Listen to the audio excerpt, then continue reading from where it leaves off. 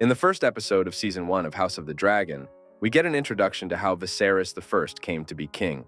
His grandfather, old King Jaehaerys, had lost all children apart from an exiled daughter, and the succession to the Iron Throne was in doubt. At this point in time, the Iron Throne had never established any clear laws of succession. And while this gives more flexibility in choosing an heir best fit for rule, it also significantly increases the chance of other claimants disagreeing with the designated heir, wanting to seize the throne for themselves. The Westerosi kingdoms had for centuries followed Andal Succession laws, which is identical to the real-life medieval law, male preference primogeniture. While this was not set in stone, it was considered customary and should not have been deviated from unless necessary. So it is therefore assumed that the Iron Throne would do the same.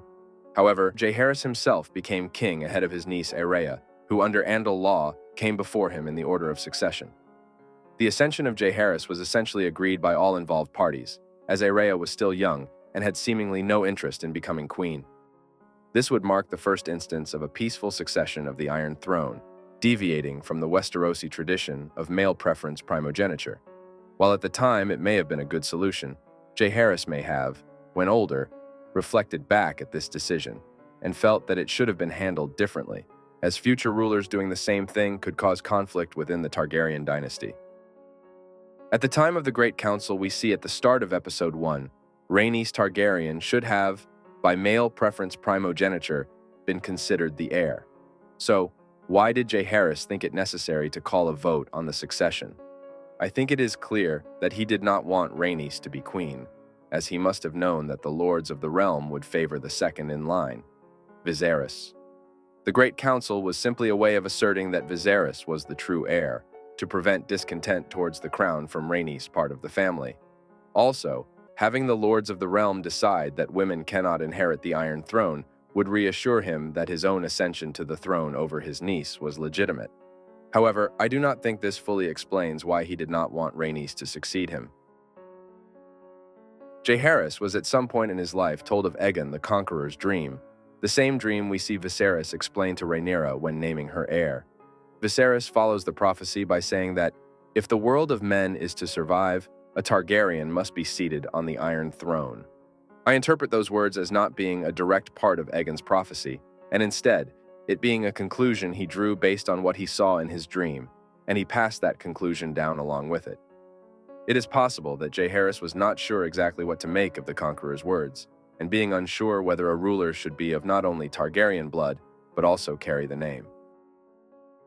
Rhaenys Targaryen was married to Corlys of House Velaryon, making her children, and potential heirs, bear the Velaryon family name. This may not only have resulted in a different family ruling Westeros, it could also mean that the dragon-riding tradition of House Targaryen would eventually fade from the rulers. Despite us seeing Rhaenys' children riding dragons, Jaehaerys may have thought that the Velaryon seafarer tradition would eventually outweigh their descendants' dragon rider genes. With that, it is possible that Jaehaerys preferred Viserys over Rhaenys not only due to realm stability, but also to be sure that future rulers maintain their control of the dragons. This aligns with Viserys later convincing Corlys, during the negotiations of Laenor and Rhaenyra's marriage, that Rhaenyra's future heir should take the Targaryen name at Ascension.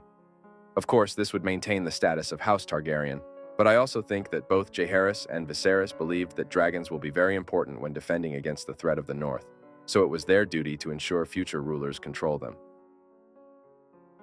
In conclusion, the politics surrounding the succession of the Iron Throne during the reign of Jaehaerys I revolve around the interplay between tradition, prophecy, and the stability of the realm. Jaehaerys' decision to bypass Rhaenys in favor of Viserys was not solely about gender. It was rooted in a broader vision for the future of the Targaryen dynasty and the kingdom itself.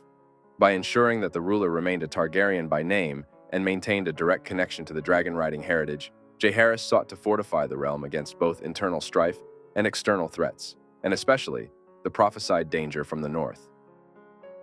Thank you for watching.